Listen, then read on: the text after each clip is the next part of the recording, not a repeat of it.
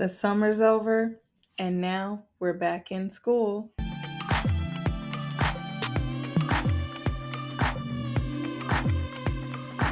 Hello, everyone. Welcome to the Mind of Sunnybell. Who's Sunnybell? Me. I am Wanda, or you can call me Sunnybell, and I am just here to talk about whatever's on my mind. And I'm doing pretty well today. I hope you're doing well. If you're not, I hope your day gets better. But I am here to talk about back to school time. I don't know about you, but I do not enjoy the back to school shopping. The teachers, I love you. I appreciate everything you do. I am grateful for you because I don't know that I would want to be in your shoes.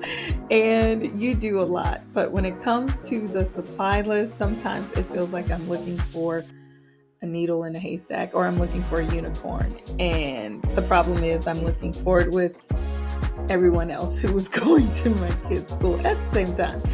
But I'm grateful we got the things on our list, so they are good to go.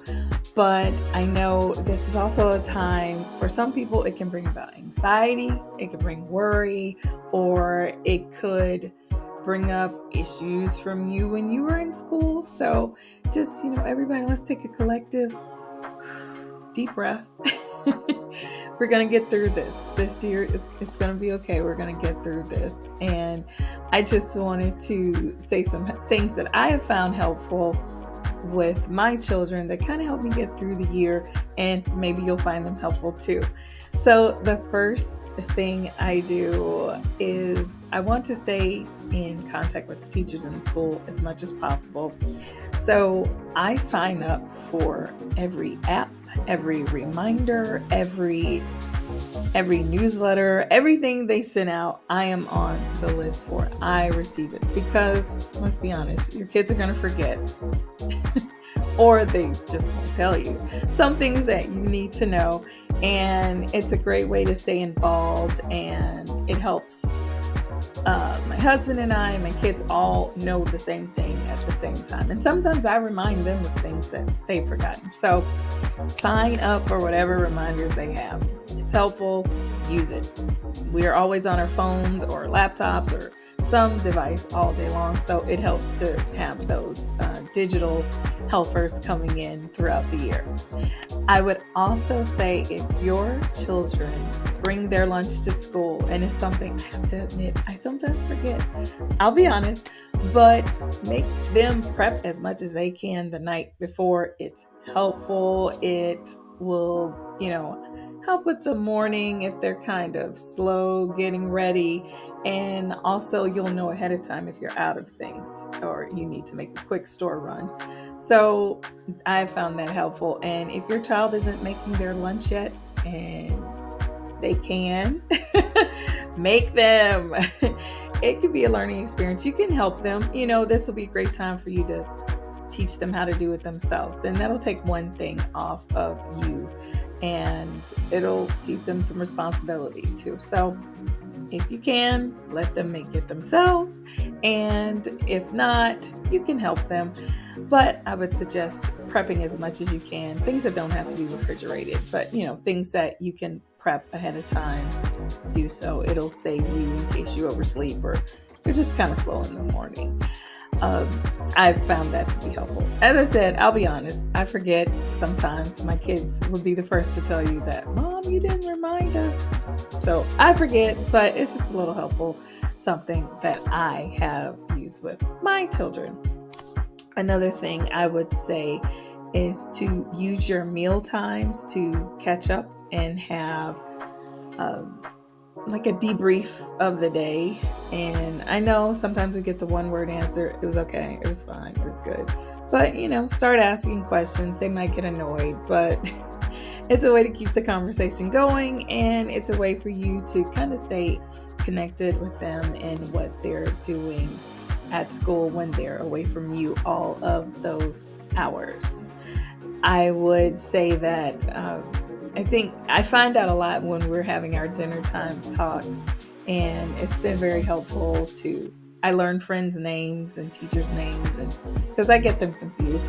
But At least I try. I'm trying. And you can try too. But having that dinner time talk is really helpful. And I found it very beneficial for my family. Another thing we like to use is a family calendar. So I don't care if you have it in print or if it's a digital calendar, somewhere there needs to be a place where mom, dad, grandma, grandpa, whoever is helping with the kids can look and see what events are coming up, what activities they're involved in, if they want to add exams or tests or club meetings, all those kinds of things, have it on the calendar, because in my family, if it's not on the calendar, it's not going to happen. That's kind of our rules. Like, if it's not on the calendar, it's not happening, because I'm not going to remember it. And, I don't expect them to remember everything either. So having a family calendar is very, very helpful. And, if it's digital, make sure you give everyone access to it so everyone can add to it. Or if it's a paper calendar, put it somewhere central to the family where everyone can have access and everyone can add on to it. And another thing, stick to the bedtimes. It's tough, especially in the beginning, because sometimes they don't really have homework, or at least not a lot of homework in the beginning. So, they might ask to stay a little later, but no, let's just stick to our bedtime, because it's going to help. Stick to the schedule. Routines are very helpful. Have the same wake up time in the morning and the same bedtime at night. It helps. For our kids, we usually give them some leniency on the weekend. So Friday, Saturday, but Sunday we're starting back up, because okay, school's tomorrow, so this is like a school night. So stick to those routines. So those are just a few things that I have found helpful with going back to school, and maybe you'll find helpful. Maybe you can tell me some things that you have found helpful too.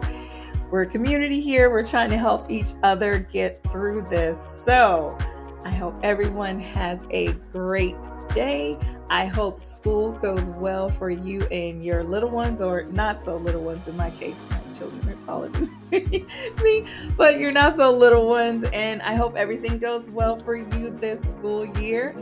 And if you want to hear some more things on the Mind of Sunnyvale, then hit that notification bell and you'll hear, or you'll find out when I drop my next video. So it was nice to meet you virtually, and I look forward to seeing you again.